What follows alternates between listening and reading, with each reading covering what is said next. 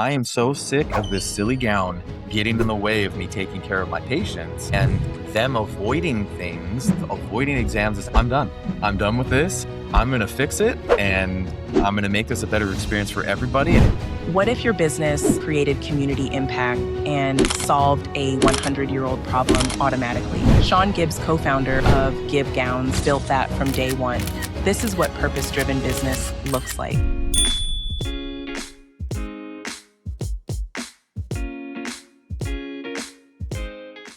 Welcome to the Purpose Profit Shift, where real stories about bold shifts illuminate how we can create a new economy.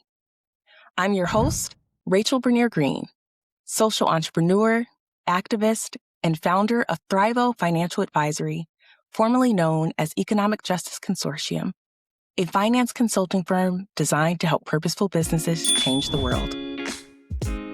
Today's guest is Shawn Gibbs, co-founder and CEO of GIV Gowns, and he's solving a problem that's been hiding in plain sight for over a century. After 15 years in clinical practice, Shawn kept hearing the same story: patients delaying or avoiding necessary care because they felt humiliated by traditional medical gowns. What started as individual conversations became impossible to ignore. Now, with GIV Gowns, Shawn is establishing a new gold standard for patient attire, one rooted in dignity, confidence, and trust. He's also the creator of the Irreplaceable Provider Method, a training framework for healthcare providers navigating an increasingly automated world. Recently named one of Call's Artist's 50 social entrepreneurs to watch for 2026, Shawn joins us to explore how small details, like what a patient wears, can transform the entire healthcare experience. Let's dive in. Shawn, thank you so much for being here. Thank you, Rachel. I'm excited to be here. So before we jump in, I have had the pleasure of getting to know more about GIV Gowns as I prepared for this episode. But just to ground our listeners in some context, can you share a little bit more about what it is that you do? Yeah, so GIV Gowns is the foundation of GIV Gowns is to be able to try and get all of us back to the roots of this whole patient experience within healthcare.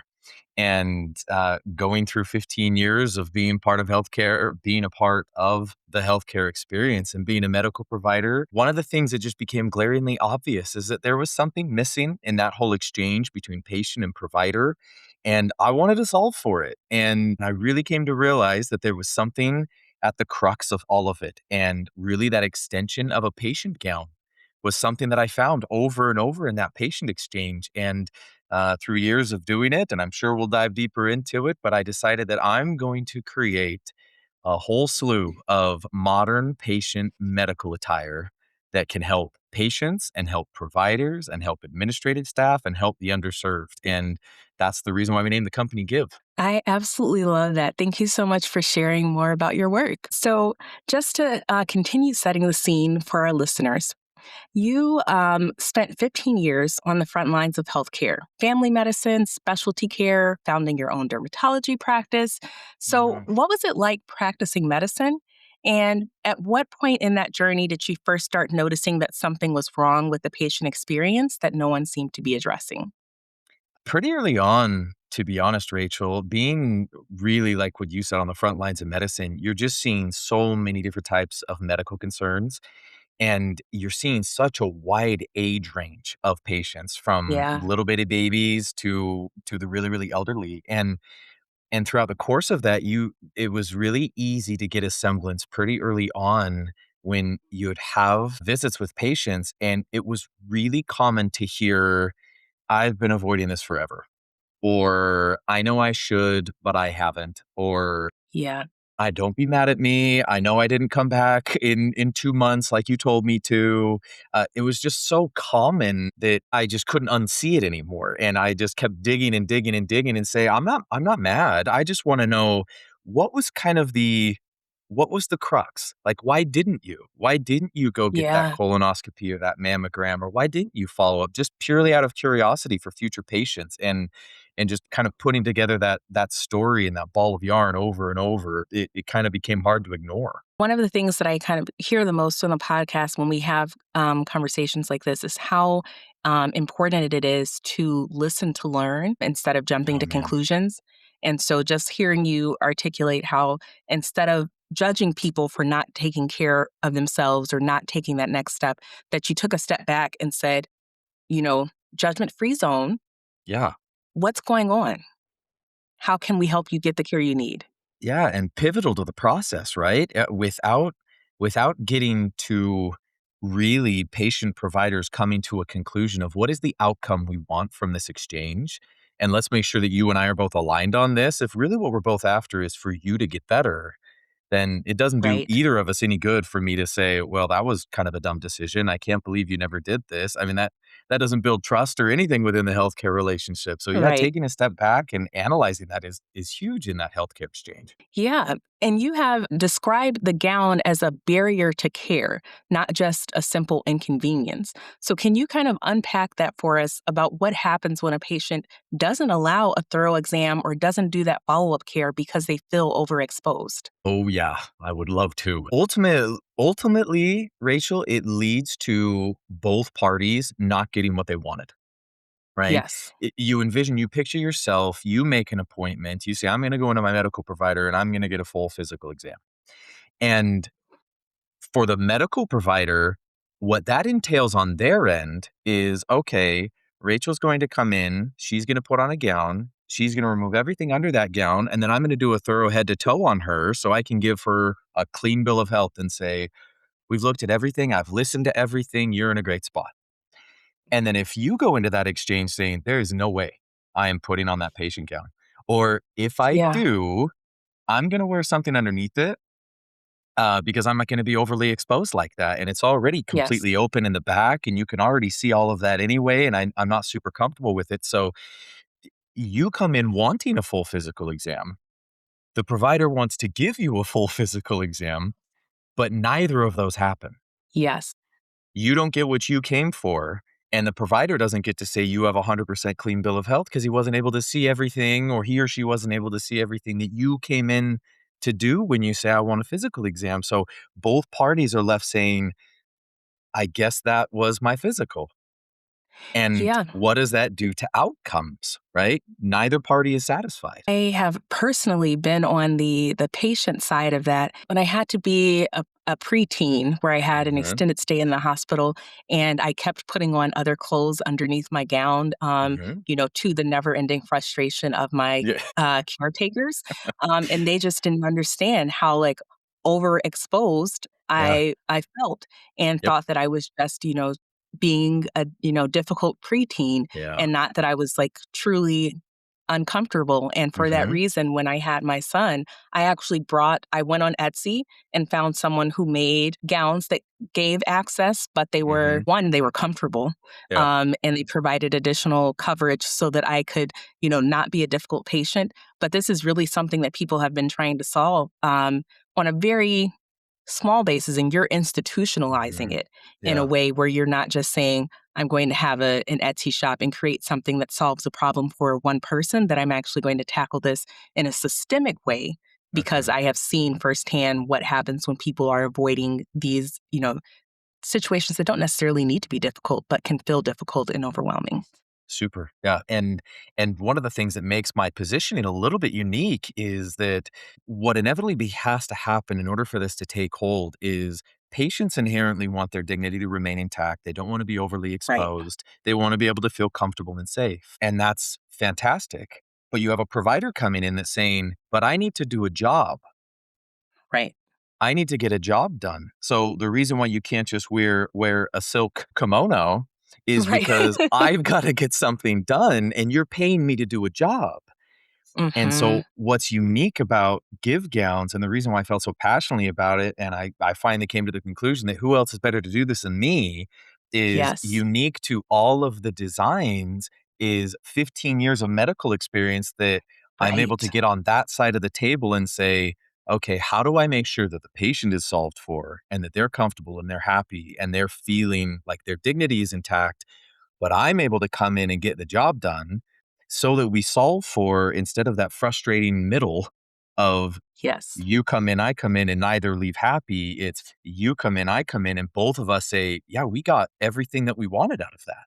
And my dignity yes. remained intact. So, at what point did you decide that you were the one to solve this? Like, what made you cross from someone should do something to I'm actually building this company? Honestly, it was once I started my dermatology practice, and one of the first patients I ever saw, she came in and actually was a patient that was a patient of mine in my primary care days.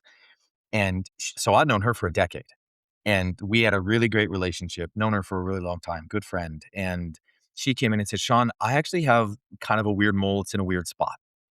And I said, "That's, I've known you forever. That's okay. Let's make this comfortable. What do you need in order to feel comfortable? You've got a gown on. Is that enough?" And she's like, "Well, it's kind of right here on the side of my breast." And I said, "I understand. That's super uncomfortable spot. What would be a best way for me to be able to see what I need to see without you feeling uncomfortable?" And so we spent 5 minutes of her trying to negotiate this gown and kind of like bend it in a way to where I Mm, could see. And she's just getting red in the face and all kinds of uncomfortable. And I finally just said, "Stop, stop, stop, stop. I don't want this to be something that you just hate all the way through, right? We need to get refocused on, we're trying to decide if you have skin cancer, right? So let's focus right. on that. And how do we need to do this?" So she finally just said, "You know what? I'm making a bigger deal of it than it is. I'll just take a picture of it and I'll come back in 3 months if it changes, and we'll see if anything happens, or I'll come back sooner." And I was like, "The fact that you came in means you're uncomfortable. And if you're uncomfortable, I'm uncomfortable, right? With this Right. mole. So let's find a way. I'll get 3 gowns. We'll make a little triangle around it if we have to. Like, we'll figure this out." And she said, "No, don't worry about it." So anyway, she did come back in 3 months, and finally was just at a point where she was so nervous about it. And this was all pre Give Gowns days, right? Um, where she just said, "You just got to take a look at this thing." So she shows it to me, and it was a real, even without a biopsy, it was a really significant melanoma, Oh, the no. scary kind. And who knows what it would have been 3 months before? I don't know, but I got to imagine that would have saved us 3 months of time. And Yeah. it was in that moment where I just said, "This is ridiculous." And I had so many of those throughout my career where I just said, "I am so sick of this silly gown getting in the way of me taking care of my patients and them avoiding things, avoiding exams." And that day was kind of the day when it all culminated truly into, "I'm done. I'm done with this. Like, I'm gonna fix it, and I'm gonna make this a better experience for everybody, and I'll just be that guy because I've got this side, and I've also got the business acumen, and I've got the passion and the desire. So we're just gonna go for it, and I'm gonna make it happen." So it was really that day that I just said, "This is enough." Yeah. So, as a result of that, and I'm so glad that you shared the human side of this and Yeah. how, important it can be. So, walk us through your product line because you have the Give Classic and then you have the Give Forward. So, what problems does each of those solve? Ooh, Rachel, I've got even more than that, but I'll give Oh, you. Oh yeah, lovely. yeah. There's more than that. Give us the full picture. Yeah, so if we were to take this from kind of what we call the Give Gowns collection, right? This is kind of our introductory product. This is what we went to market with. And it really entails 3 different gowns. You mentioned 2 of them, the Give Classic, the Give Forward, and the Give Duo. The Give Classic is meant to be the most natural replacement for today's patient medical gowns, with the exception of much more durable, better, premium, comfortable fabric, last a lot longer, be a lot better for a variety of different patient types.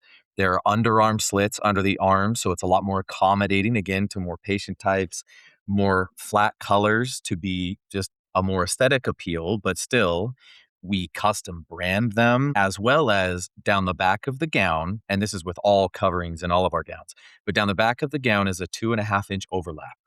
So you could dance in our gowns, and nobody's ever going to see inside of those things. And Mm. that was very intentional. And all of our gowns, I have a blind father and an arthritic mother. And I said, there's got to be something better than these silly ties. I'm done with the ties. Oh, yes. Most of the time, patients, I would walk in and they'd either have the gown on the wrong way because Right. who knows what to do, or they wouldn't be able to get the ties on anyway. So then they're like, Have it tied in some weird will you tie origami. this for me, kind of a thing? So then I'm over there being like, yeah, let me tie this up for you, but I'm just going to loosen it here in a second to see what I need to see. So we made these really nice magnets. I love a magnet They're closure. magnet fasteners. Yeah. So Yes. I threw it on my dad and threw it on my mom and said, "Look, if my blind dad and my arthritic mom can get this gown on, anybody can get this on." And so you just put that behind your neck and they just snap and snap all the way down the back and you're completely covered and closed. And it solves the indignity issue. It solves a variety of different patient body types issues. It solves Mhm. the inability to access what a provider needs to access issue. And it also stands in that place of, if, if you have a group of providers and they're saying, well, this is kind of what we're used to, is putting the gown on the front way. That's okay. This is the most natural replacement. And you can kind of keep with your system and your ethos if you want to, but just dramatically elevate that experience. So Yeah. that's our Give Classic. One of the things that's coming to mind as you're talking about how this works for different people, can you Mhm. talk about the materials that you made the gowns out of? Yeah. So specifically, I chose a blend that has some spandex and some polyester in it. And the kind of the impetus behind that, and there's been a whole lot of stuff all over the internet right now about polyester, and it's kind of funny how you know that stuff gets so inflamed so quickly, and we just like, let's boil this down to what actually we're talking about here. But nobody's living in these for 3 weeks at a time without changing them or laundering them. That's when it becomes a problem. But the intent of the polyester and the spandex is to be that more accommodating. They're more of a stretchy type of a fabric. Think of kind of athleisure type of material. Yeah. It's meant to be more like that. And again, the purpose is both comfort, because then we do have patients, we do have clients that do live in these gowns throughout in the entirety of a day. And then they change them into something else. I mean, we have home health, we have skilled nursing, we have kids that are doing long-term stays at cancer centers. I mean, we have Mhm. people that are in these for a long time. So I wanted to make a fabric that was going to be very intentionally comfortable, but also so you didn't have to have 15 different sizes like a t-shirt. Yes. It's meant to, yeah, these can be really accommodating, but they can also be relatively form fitting so you still feel comfortable and confident. And that also, I'm thinking of other markets that helps. It helps people who have sensory needs Yes. because on top of the hospital gowns that we currently use, the standard being, they expose you in a lot of ways. Hmm. The materials that they're made of, if you have any type of sensory concerns, Yeah. it's very difficult to wear them for that reason as well. So Yeah. you have really kind of solved for issues that affect a wide variety of people. Yeah. I had somebody reach out to me the other day that has myasthenia gravis, and it's a Oh, neurological disease, right? And she said, yes. "Thank you for finally making something that I can wear that doesn't drive that sensory part of me just crazy." And so, yeah, Yeah. again, all of that intentional, right? It's the whole point of this is we want to be synonymous with patient attire globally. I want to go in and replace every patient gown that has ever been and just say, we're gonna refresh this entire system and give a totally new outlook to this. And it's 2026. If robots can do surgery, why are patients still showing up in paper towels and in these cotton things? It's just beyond Great why. question. That is a great question. And as you're talking about this kind of expansion and really the vision that you see for Give Gowns, but you've mentioned that one challenge is getting providers to understand that patients actually do care about what they wear. So Mhm. how do you overcome that assumption, especially because you started this really on a business to business level in terms of outreach and sales? Yeah, one way is just being able to get in front of them, Rachel. I've yet to come across a provider or a group of providers when I pull out my stand and have my hangers and I've got my little presentation thing and I say, just touch it. Just touch it, just feel it. Like, we're talking colleague to colleague here. Look me in the eye and tell me that this is not better. And, Hmm. they're kind of like, it's better. But they're just not consumers. The typical medical provider is just not the normal consumer of media and social and that kind of stuff, to where it's less about them aligning with it. They all align with it every time I can get in front of them, but it's just getting in front of them. Right. But it's also one of the reasons why we're doing such, over the next 45 days, such a heavy push into going direct to consumer.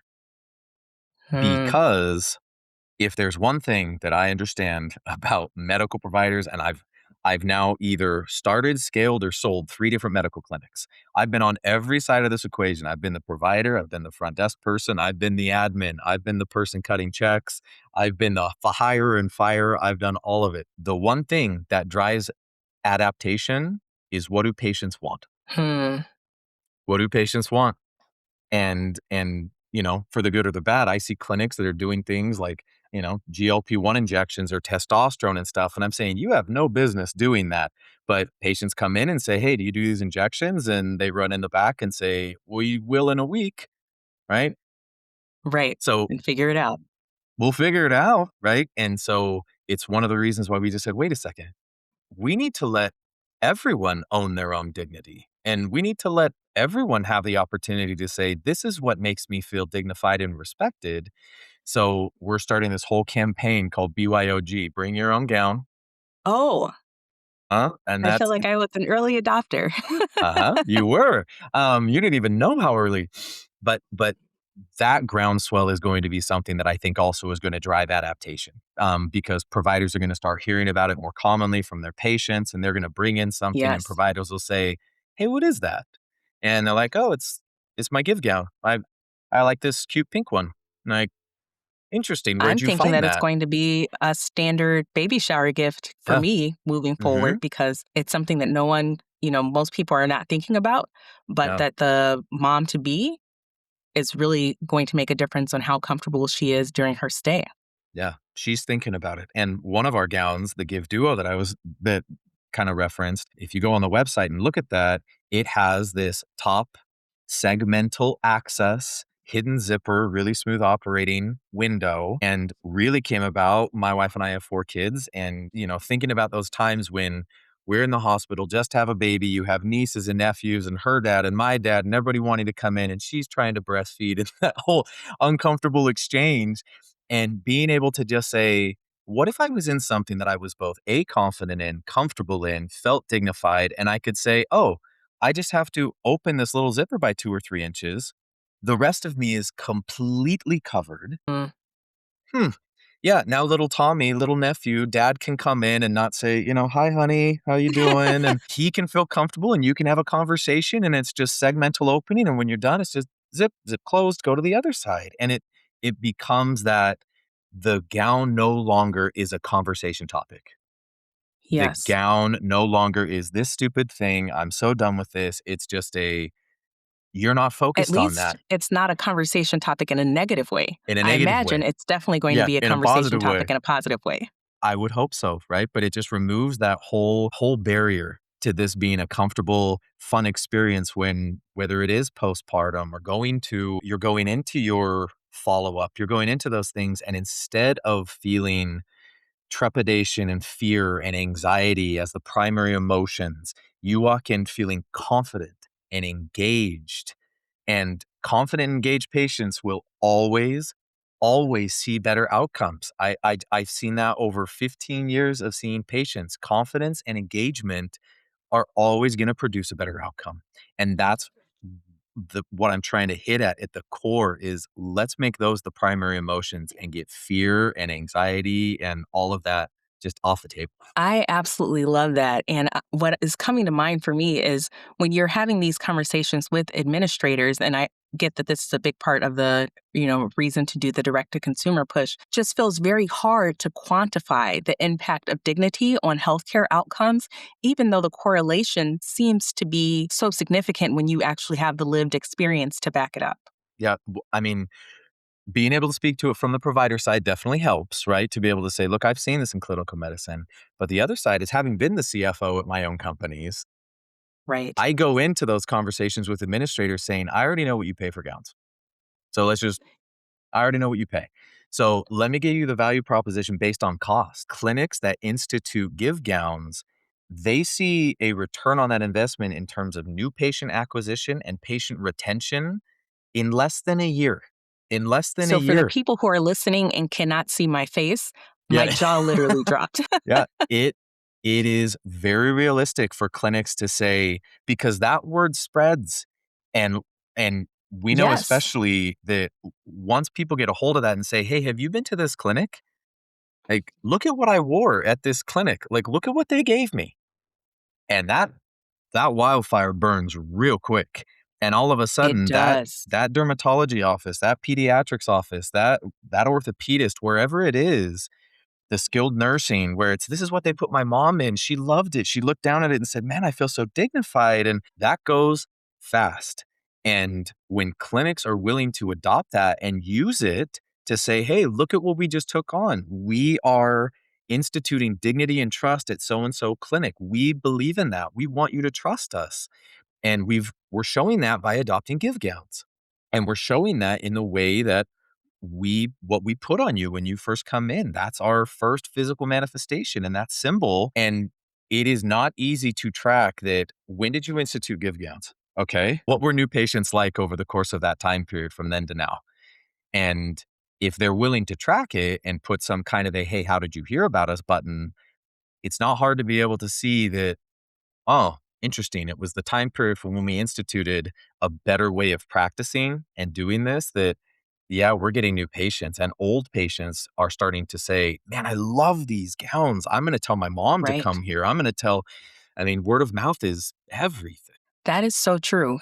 Because even during this conversation, I'm thinking like I have a list in my head of, okay, these are the people I know that are expecting a baby. Or even like I have to take my son to the hospital for an MRI in a couple of weeks. Mhm. And so I'm just like, oh, opportunity after opportunity after opportunity where it would make, I feel like I'm going to become an evangelist for Give Gowns after that.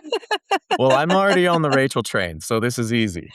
Oh, I love that. So, one of the things that I think is really cool about this, and like you said, because you've one of the lived experiences that you've Mhm. had is that you've been the CFO of different medical practices, is that you decided to bootstrap this company. So, can you Yeah. talk about that decision and kind of what you were protecting by not deciding to initially take on outside capital?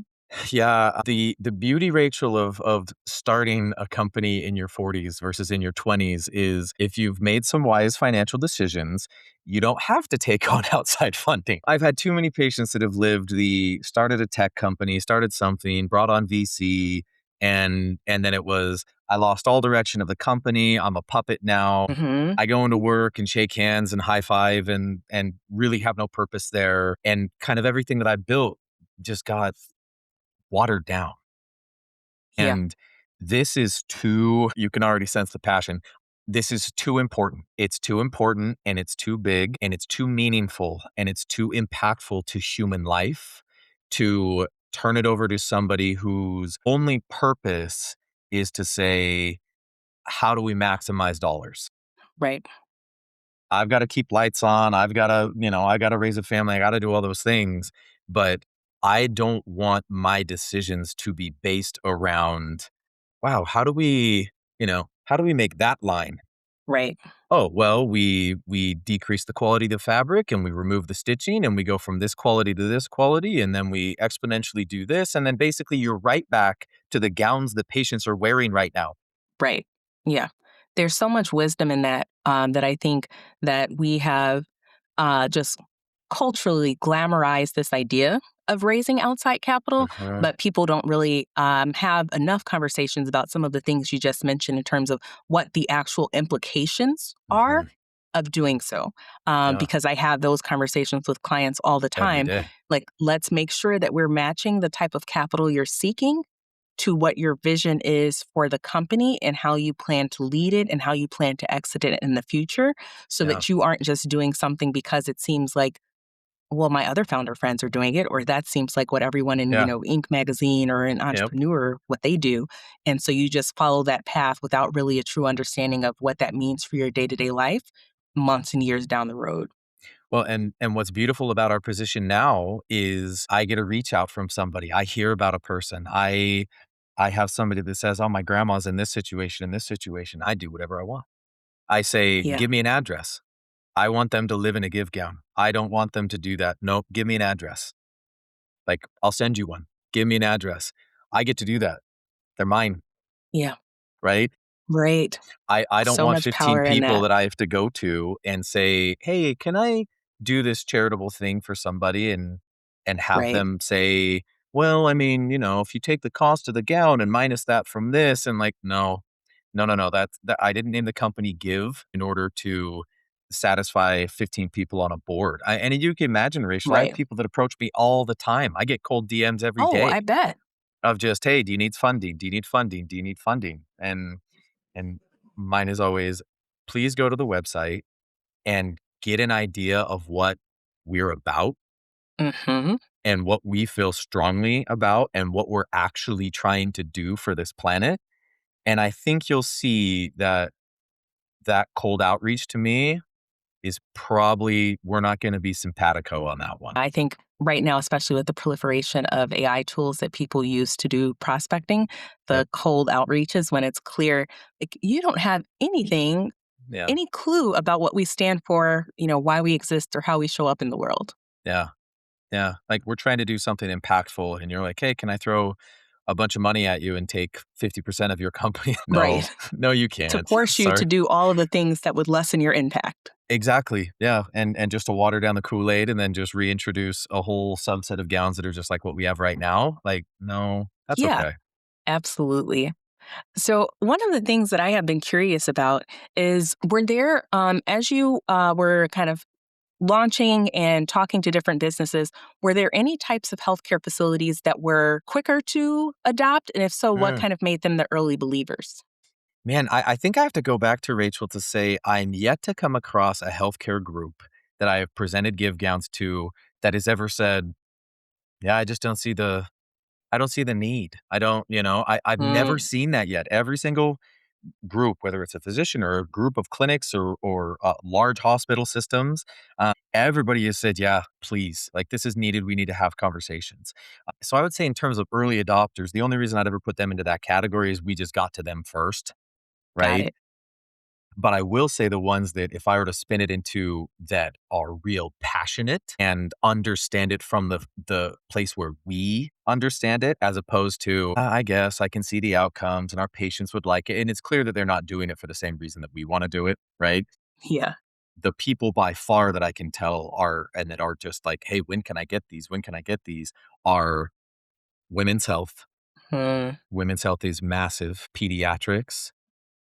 You spoke about taking your son in for an MRI, right? We have a whole line called our hero collection where we make Oh, these kids gowns to look like at the moment generic princesses, generic superheroes, generic sports stars, right?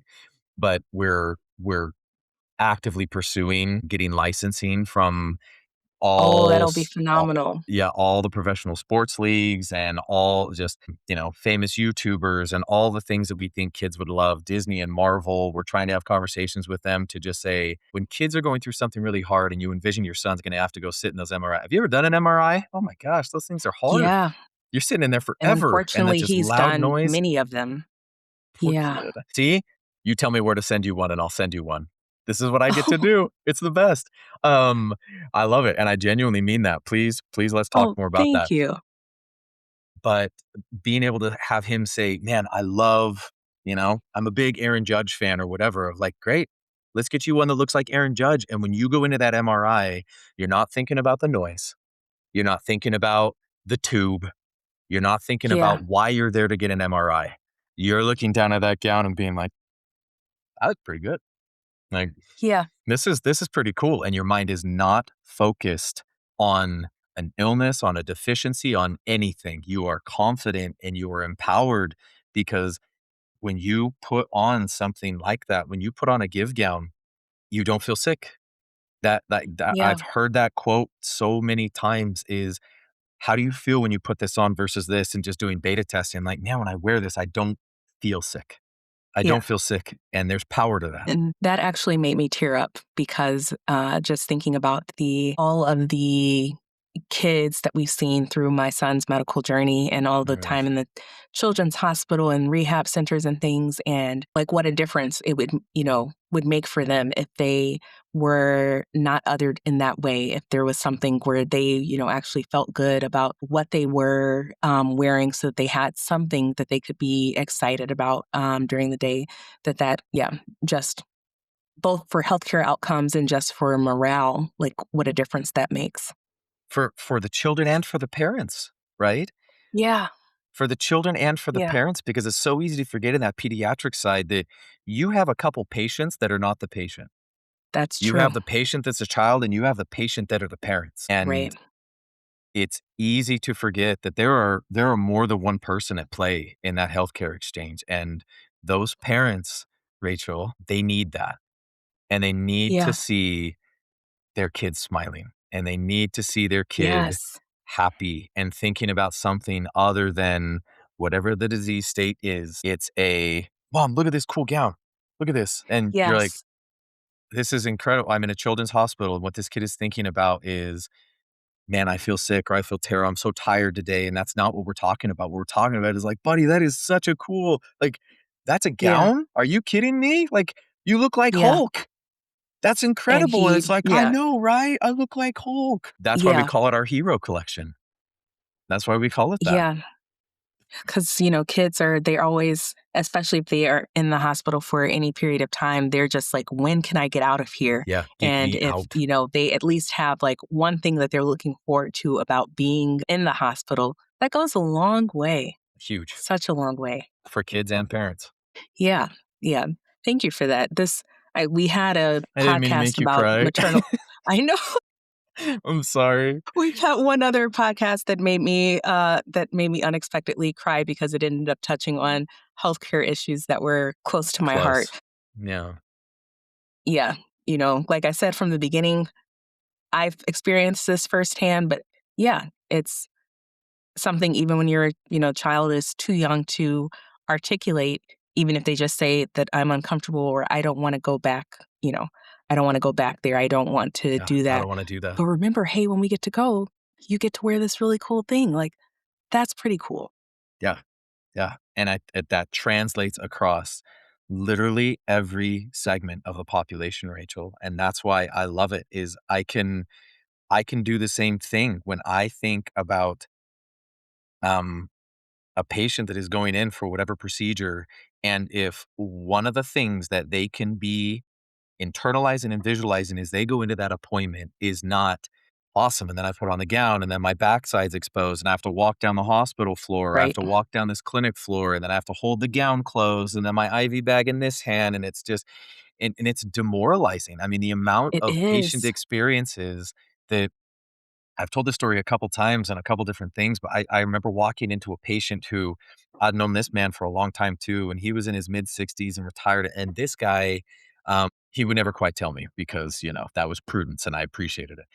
But in my Google searches, this patient of mine was a multi hundreds of millionaire. And by every stat that as a human, we tend to say, oh, well, they've figured stuff out.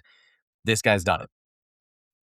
And I walked into the room and, I'm like, "Hey, how's it going?" And called him by name and we started talking.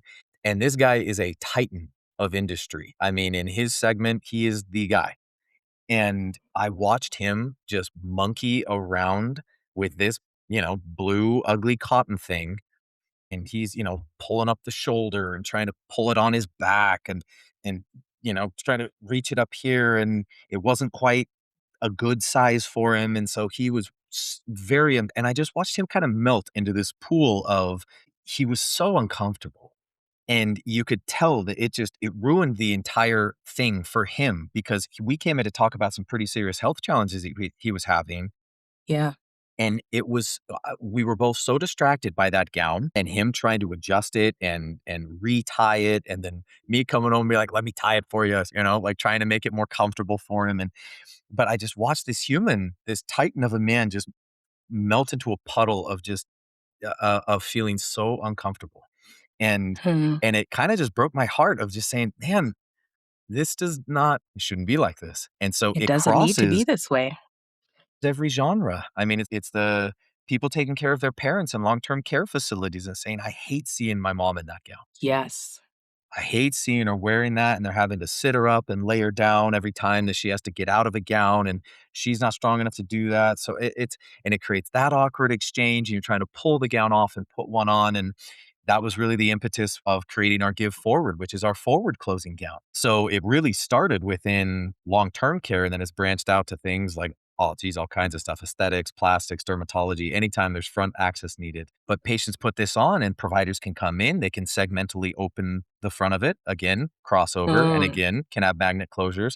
We have snaps too. People always get are like, oh, what if they go into an MRI? We make them with snaps. Don't worry about it. But then the patient can be there, comfortable. Provider can come in and just open this up, listen to heart, listen to lungs, close that, listen to the abdomen, press on abdomen, do what they need to do, get full body front access if we need to. Taking the gown off becomes a lot easier. I mean, it's every age, it's every segment. Dignity crosses every age threshold imaginable. We all go through all these transition stages, and why not feel comfortable and dignified throughout the entire process of aging? Yeah. Yeah, and that is going to be become more and more of an issue Yeah. because we have an aging population. Right. Yeah, and I've been through that with some of my grandparents and family members, whether it's in the Me too. hospital or a rehab facility or long term care, just navigating all of those. And, you'll do anything you can to make their lives just a little bit easier. And this is one concrete way to do that. Feel comfortable. Feel confident. Yeah. Yeah. So, as we talked a lot about how you have worked with the B2B model and how you're starting the direct to consumer model and why you're excited about that. But can you talk a little bit about why direct to consumer is important for your vision of where you see Give Gowns, 5 years or 10 years from now? Yeah. I referenced it a little bit earlier, but it's because ultimately, Rachel, I want people anywhere there's a human, I want them to be able to feel that way. Hmm. And instead of waiting and doing the meet with the administrator and then meet with the providers and then meet with and make this board happy and do the negotiation of pricing through hospitals that's just such a long sales cycle. Yeah. It could Yeah. take forever. 5 years from now is like, okay, yeah, maybe it's really well known and understood throughout the US, but that's not the goal. I want everybody to be able to feel dignified and everybody to be able to feel that emotional calm and presence. So, what's the best way to do it? Well, let's just make it to where people can get them. Let's just make it It to where goes, yeah. everybody has access to it and say if the goal of Give is to be synonymous with this is just what patient attire is. And in a year from now, if you go to a clinic and they say, "Hey, yeah, well, you get Rachel in a gown," and they give you one of these ugly cotton things or one of the terrible, tear away paper, Yeah. that should be I'm confused. What is this? Like, what is this thing? Everybody else I go to has these give gowns, and I'm actually not interested in putting that on. Like, I want to full go on and replace all of those. And I want everybody to just have that is the new gold standard. We're just elevating Yes.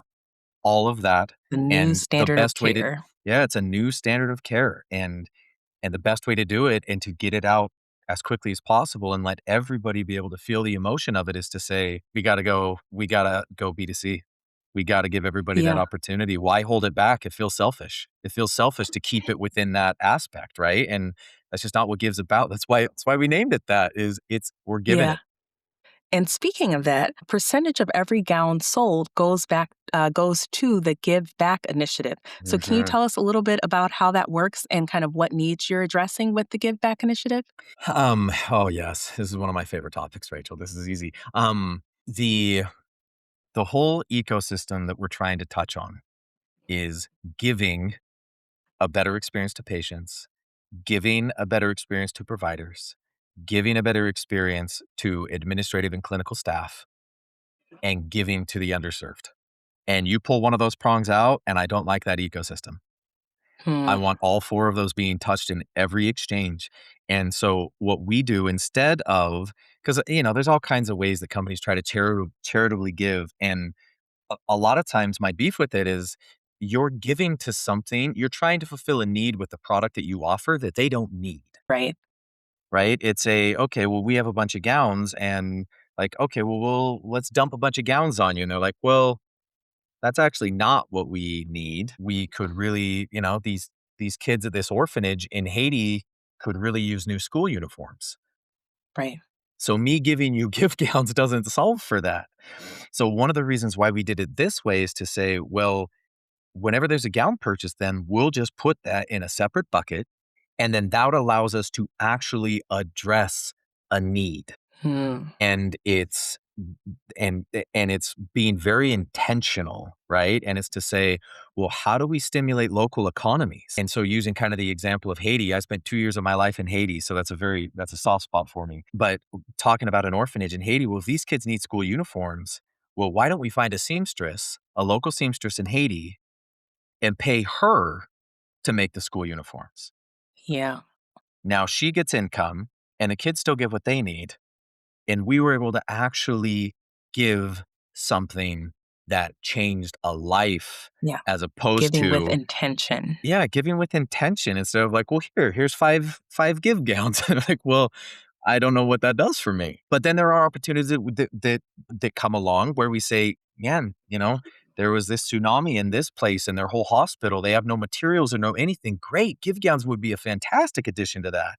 Right. But if it's not that, this gives us the flexibility to actually give in an intentional way that serves more than being able to have a line item on a thing at the end of the year. Be like, look at our charitable donations. Like, what impact did it have? None. Had none impact. Whereas we can say, look, this is where dollars went. And what we really like to do is at the end of every calendar year, we pull all of that together into a marketing packet, or just basically all of, the imagery and the videos and all that stuff. And we give that to the people that purchased gowns within that calendar year to say, this is what your money did. Yeah. This is what your I charitable donation absolutely gave. love that. That is really an example of a well thought out charitable extension of your company in a way that, it makes sense financially, like it's something that's sustainable that you can Yeah. continue to do. Hmm. But it also makes sense from an impact perspective because you designed it with impact in mind and not with ego in mind, Yeah. which I think is kind of what you were hitting on with your point that a lot of these programs are designed to stroke the ego of the person giving things away and make them feel Hmm. good about giving things away, but they Yeah. don't actually think about, you know, at the end of the day, are you doing things that actually are making people's lives better? Yeah. Or are you giving them something that now it's their job to throw away because they don't need it? And all you did was Right. offload a bunch of material onto somebody that's saying, good, now that's our problem. Now we have to get rid of those for you. Right. Yes. So no Which impact. unfortunately is very common in our Super. kind of giving ecosystem, at least here in the US.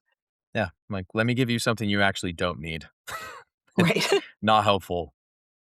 No, but the way the incentives are set up, Yep. we give people a lot of reasons, unfortunately, to engage in that behavior. Yeah. Yeah. Yeah. Unfortunately. But we're going to start right here, Rachel, you and I, and we're going to do it different. Yes, I absolutely love that. And so, as we are wrapping up today, for the founder that's listening and they see a problem in their industry that it seems like everyone else is ignoring, what is your advice to that person? Man, this is close to the heart. So I would say number one, I think it's important for them to internalize, what are you willing to do to see this through? Mm, Because if you're actually trying to do something that is beneficial, there's an opposition to everything that's amazing. So how firmly do you believe in this? Are you willing to burn the boats? Are you willing to? I mean, I sold my whole clinical practice. I built up a clinical yeah, practice for 5 years, sold it to do this, right? And that's not, this is what you have to do, but if you feel strong enough to where you're willing to burn the boats in order to go after it, I think that's your key indicator, yeah, because that will see you through a lot of the timelines and all that stuff that doesn't pan out the way that you think it's going to, and that can push you through a lot. The second, I think, is make sure that you do a little pressure testing before you go into it. yes, Go to some of the colleagues and go to the people that you would market to and say, "Hey, would you buy this?" And then if they say, "Yeah, I'd totally buy that," then your third question is, "For how much?"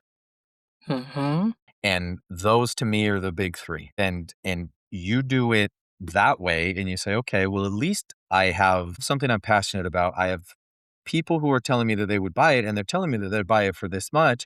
And then you gather several enough of those together to say, "Man, I may have something here." And then you just go for it. And I'm can't be a big enough advocate for just go for it, man. yeah.